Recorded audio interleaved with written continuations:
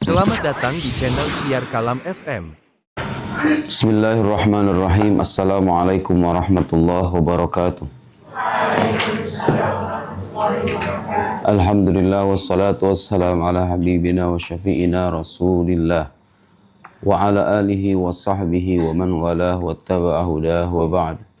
Allahumma akhrijna min dhulumatil wahm wa akrimna bin nuril fahm waftah alaina bi ma'rifatil ilm وسهل أخلاقنا بالحلم واجعلنا ممن يستمعون القول فيتبعون أحسنه سبحانك لا علم لنا إلا ما علمتنا إنك أنت العليم الحكيم ولا حول ولا قوة إلا بالله العلي العظيم اللهم علمنا ما ينفعنا وزدنا علما وبعد.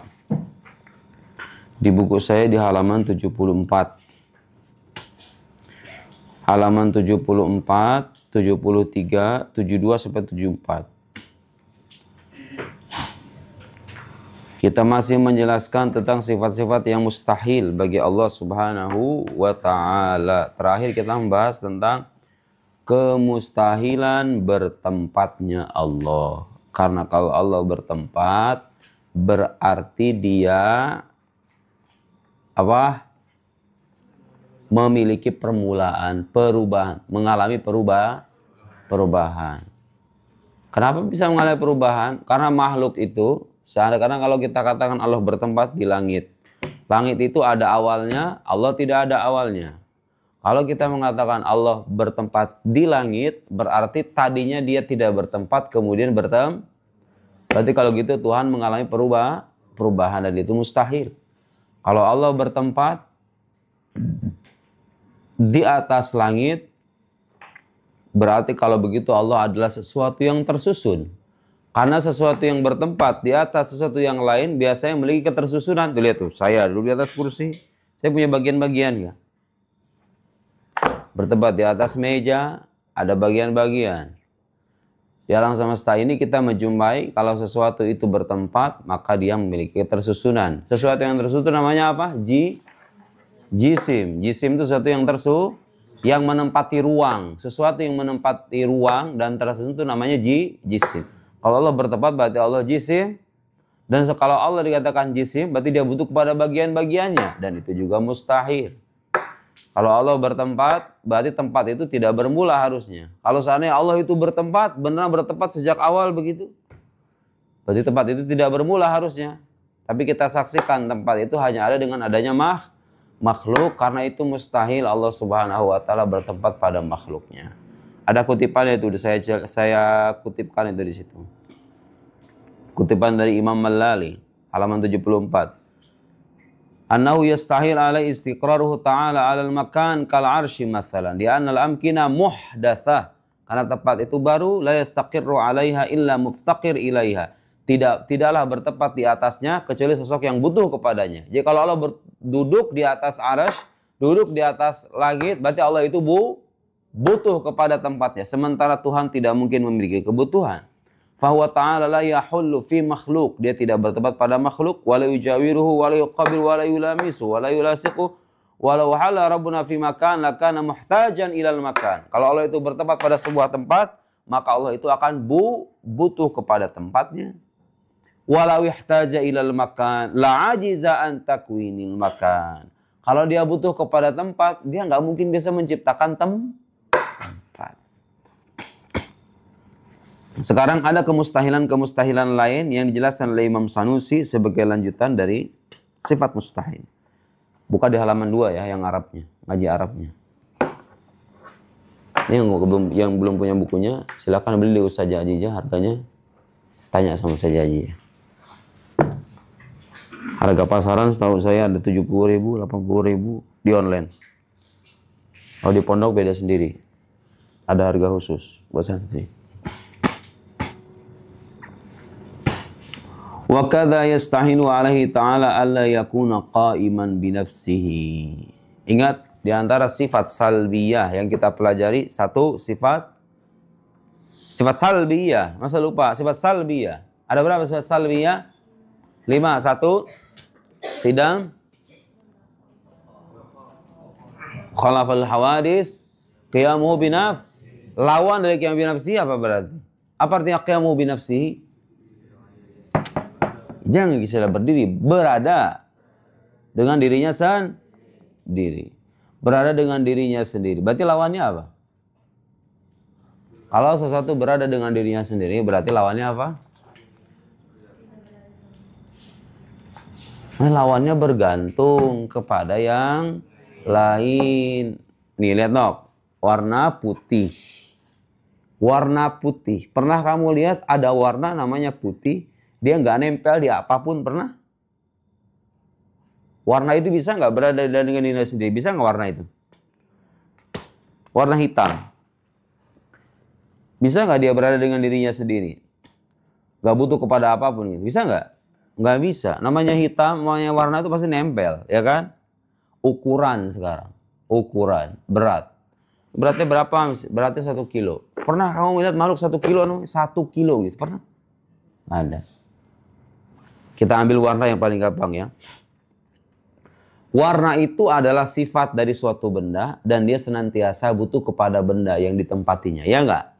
Namanya apa istilahnya dalam ilmu akidah kemarin saya jelaskan? Namanya arad. Namanya arad. Arad itu butuh kepada mahal. Mahal itu artinya zat, sesuatu yang ditempati. Allah bisa nggak dikatakan begitu? Bergantung sama yang lain. Bisa nggak? Enggak. Karena dia adalah zat, bukan sifat. Dia tidak memiliki ketergantungan. Makhluk memiliki ketergantungan. Jadi Allah tidak mungkin bergantung kepada yang lain seperti halnya warna kayak begini nih. Dia hanya bisa ada dengan adanya yang lain. Mustahil Tuhan kayak begitu. Kemudian Allah juga tidak butuh kepada mukhassis. Pernah saya jelasin mukhassis. Apa artinya mukhassis? Sebab yang mengkhususkan. Bayu itu lahirnya di Rajag. Padahal dia bisa lahir di Solo, bisa di Bekasi. Bisa di Australia, bisa di London. Sama tuh tadinya kemungkinan begitu. Ternyata dipilih salah satu pilihan dari sekian kemungkinan yang ada, dipilih ada di Rajag.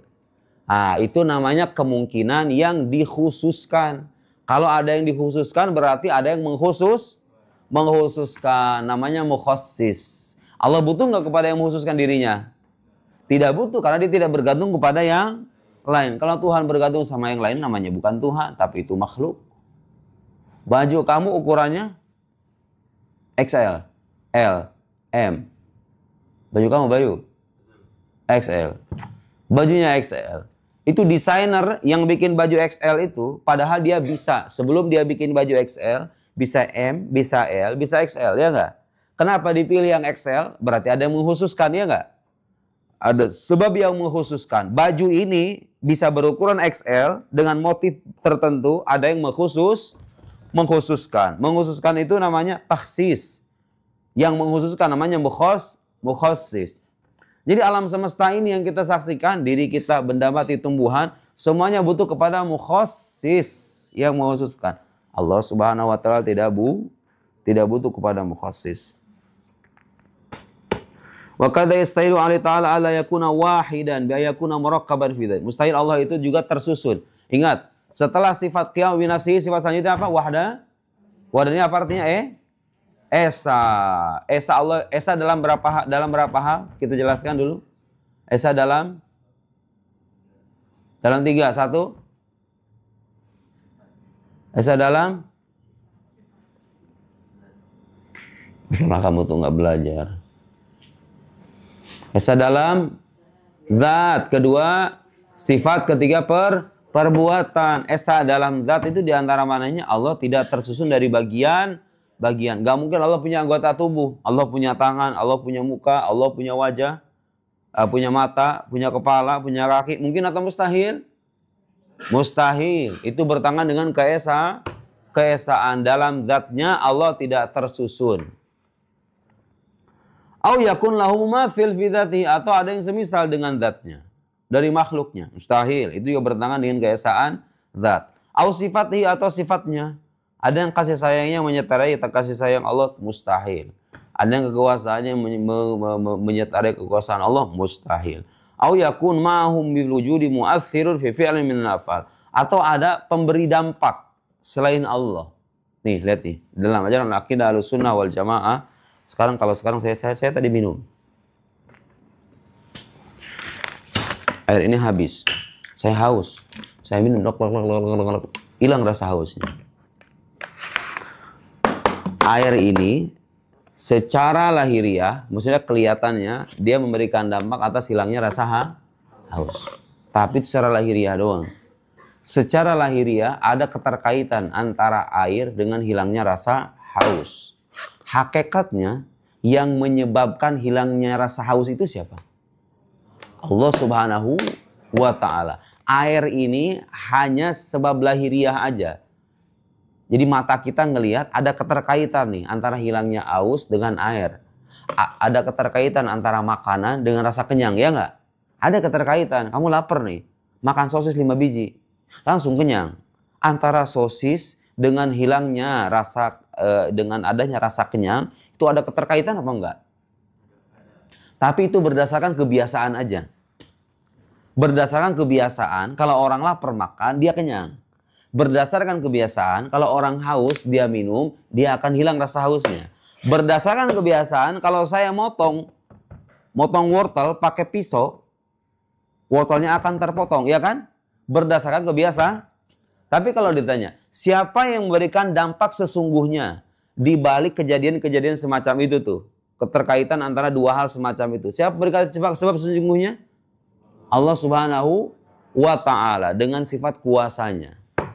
Ya, dalam akidah Ahlussunnah wal Jamaah kita tidak meyakini adanya pemberi dampak yang hakiki. Tapi kalau kita pergi ke rumah sakit, kita dikasih obat. Sakit dok, apa? Asam urat. Dikasih obat. Nih ya Pak, minum dosisnya. Ini 1, ini 2. Apain ente cing? Masuk-masuk tong. Atuh diusir. Kucing. Oh kencing doang. Nah, disituin. Gali.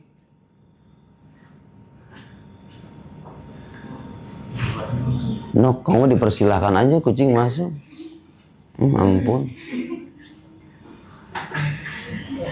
Oke, lagi. Kita pergi ke dokter. Dokter memberikan obat. Kita kena apa namanya? Asam urat. Dikasih obat. Setelah minum obat, penyakitnya hilang. Lihat tuh. Kira-kira kalau ditanya, yang memberikan dampak atas hilangnya rasa sakit itu, obat dengan dirinya sendiri atau Allah Subhanahu wa ta'ala, sementara obat itu hanya memiliki keterkaitan secara lahiriah aja. Obat atau Gusti Allah? Secara lahiriah, kalau kamu bilang, alhamdulillah nih gara-gara minum obat ini saya sembuh kemarin. Secara lahiriah, karena itu ada keterkaitan. Ya boleh-boleh aja, tapi keyakinan dalam hati gak boleh meyakini itu. Paham gak maksudnya? Kalau secara lahiriah, secara percakapan biasa, menurut kebiasaan, kalau orang minum obat, resepnya bagus, kemudian diminum, penyakitnya hilang. Keyakinan kita harusnya mengatakan bahwa hilangnya penyakit itu dengan kuasa Allah Subhanahu wa ta'ala. Obat itu hanya menjadi perantara lah bahasanya. Perantara secara lahiriah. Paham? Kalau sekarang kau mengatakan obat ini memberikan dampak tanpa ada campur tangan Gusti Allah Subhanahu wa ta'ala. Boleh apa enggak? Itu mencederai keimanan. Bahkan bisa menjurus pada kekufuran. Paham? Atau kau mengatakan obat ini bisa memberikan dampak dengan dirinya sendiri. Gak ada campur tangan yang lain. Itu kekufuran jelas. Orang beriman mengatakan apa? Pemberi dampak sesungguhnya itu Allah Subhanahu wa ta'ala. Lalu hal-hal yang tadi kita sebutkan itu, obat dengan hilangnya sakit, makanan dengan adanya kenyang, kemudian air dengan hilangnya rasa haus. Itu hanya keterkaitan berdasarkan kebiasaan.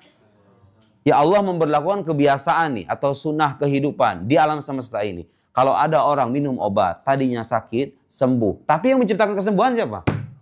Allah Subhanahu wa ta'ala, diantaranya melalui obat yang tadi dia minum. Nih si Berhat makan kopi. Dia bukan minum kopi, makan kopi. Kan ada makan kopi. Si Berhat itu nggak sehat makan kopi begitu. Orang minum kopi dengan air aja nggak sehat, kopi instan begitu. Apalagi makan kopi. Saya punya teman-temannya saya di Kairo, kalau ujian itu dia makan kopi dulu. Harus 3 biji katanya. Jadi misalnya di ujian, di ruangan ujian nih. dia bawa Nescafe. Nescafe yang apa namanya, yang panjang itu, Nescafe cappuccino itu. Dimakan, dia harus makan kopi dulu. Sebelum ngisi soal itu. Bukan diminum ya. Kerjaannya makan kopi. Saya juga nggak tahu enaknya apa makan kopi itu. Itu nggak sehat Berhad. Seandainya. Dia gara-gara makan kopi keseringan itu punya penyakit misalnya. Lihat tuh. Ada hubungan nggak antara kopi dengan adanya penyakit? Ada hubungan nggak? Ada hubungan. Tapi kalau kita tanya, yang memberikan dampak melahirkan rasanya sakit itu, pada hakikatnya ya, saya nggak bicara secara lahiriah. Secara lahiriah kita katakan, ini gara-gara makan kopi nih, muncul penyakit ini. Secara lahiriah. Boleh apa nggak kita ngomong begitu? Secara lahiriah? Ya, boleh-boleh aja. Tapi secara keyakinan, hakikatnya yang memberikan penyakit itu siapa? Allah Subhanahu wa taala dengan kuasa. Itulah yang dimaksud dengan tauhid fil af'al, keesaan Allah dalam perbuatannya. Tidak ada dari makhluk yang memberikan dampak secara hakiki terhadap makhluk yang lain. Jadi kamu nggak bisa mengatakan pada hakikatnya hanya kopi itulah yang memberikan dampak. Enggak. Atau misalnya kamu bilang, enggak, itu sakit muncul secara alamiah aja, proses alam aja. Lalu menafikan peranan Tuhan, peranan Allah Subhanahu wa taala. Enggak, itu bukan ucapan orang beriman. Gitu ya. Wa qad yastahilu alaihi ta'ala al-'azzu an mumkin ma. Jelas, kalau Allah itu berkuasa, dia tidak mungkin lemah. Menciptakan sesuatu. Wa ijadu syai'in minal 'alam ma raqati ma karahati li wujudihi, atau menciptakan sesuatu dari alam sementara dia sendiri tidak menginginkannya. Jadi mustahil begini. Makanya dalam akidah Ahlussunnah wal Jamaah, dengarkan. Kebaikan, keburukan diciptakan oleh siapa? Allah Subhanahu wa taala. Kemaksiatan, ketaatan yang menciptakan siapa? Allah Subhanahu wa taala. Tapi ingat, kalau ada kemaksiatan terjadi, memang Allah yang menciptakan, tapi di baliknya ada peranan manusia, ada kebebasan manusia di sana untuk memilih. Orang misalnya pacaran tidak boleh. Tapi ketika orang pacaran, itu sebenarnya dia bisa milih nggak untuk tidak berpacaran? Boleh nggak? Maksudnya dia bisa milih nggak untuk tidak kencan sama pacarnya, bisa nggak? Bisa. Karena dia menggerakkan pilihannya untuk berbuat maksiat, Allah ciptakan kemaksiatan. Kamu nggak bisa bilang begini, nggak bisa bilang, oh enggak, di dunia ini hanya yang diciptakan oleh Allah hanya yang baik-baik aja, yang buruk-buruk itu dari manusia, nggak diciptakan oleh Allah. Kamu kalau ngomong begitu berarti artinya apa? Ada sesuatu di alam semesta ini yang tidak dikehendaki oleh Allah, tapi dikehendaki oleh makhluk. Berarti kalau gitu kuasa Allah dan kehendaknya tidak lagi mutlak. Tidak lagi bersifat universal, tidak bersifat mutlak lagi. Hanya menguasai dan menghendaki sebagian aja. Hanya kebaikan doang, keburukan enggak. Mungkin atau mustahil itu? Mustahil, karena kalau begitu Allah menjadi terbatas. Walhasil, dalam akidah kita, semua yang ada di alam semesta, kebaikan, keburukan, kemaksiatan, ketaatan, semuanya Allah yang menciptakan, tapi tidak menafikan peranan makhluk yang memiliki pilihan. Jadi mustahil ada sesuatu tercipta di alam semesta ini, tapi Allah nggak mau. Tapi Allah nggak mau, mustahil. Awil ghaflah atau kelalaian. Maksudnya nggak sengaja. Allah tidak menginginkan, tiba-tiba ada sesuatu tercipta sekonyong-konyong. Mustahil. Karena Allah itu maha berkehendak. Awil bitalil. Bitalil maksudnya tadi itu. Ada sesuatu kita katakan menjadi sebab bagi sesuatu yang lain, tapi Allah tidak berperan di situ. Mustahil. Awil bitaba. Bitaba itu maksudnya sesuatu itu memberikan dampak dengan dirinya sendiri. Api misalnya kamu katakan dia bisa membakar karena karakternya sendiri, watak dirinya sendiri, tidak ada campur tangan Tuhan. Itu nggak boleh. Siapa semacamnya? Itu bertentangan dengan ajaran tahu wa man yaqul bit-tab'i aw bil 'alla fadzaka kufrun inda ahli millah, kata Imam Dardin.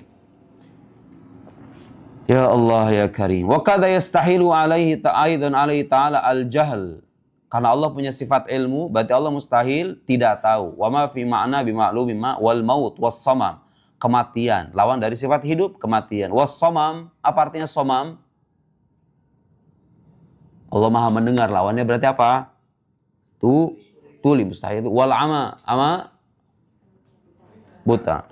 Ingat, Allah mendengar tidak dengan telinga, melihat tidak dengan mata, bicara tidak dengan lisan, tidak dengan bahasa. Udah saya jelasin. Karena dia berbeda dengan makhluk. Wa addadus sifatil ma'nawiyyati wadhihatun min hadhihi. Dan lawan dari sifat ma'nawiyah jelas dari uraian ini. Qadiran, maha kuasa. Berarti lawannya apa?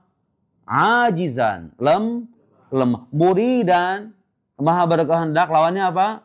Bukrohan, dipaksa.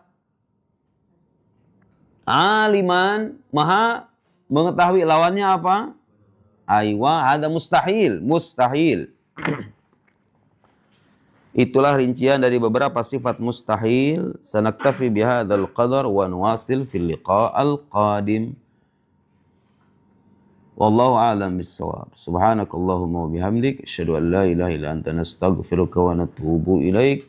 Shallallahu ala sayyidina Muhammad wa ala alihi washabihi wasallam. Wassalamu alaikum warahmatullahi wabarakatuh.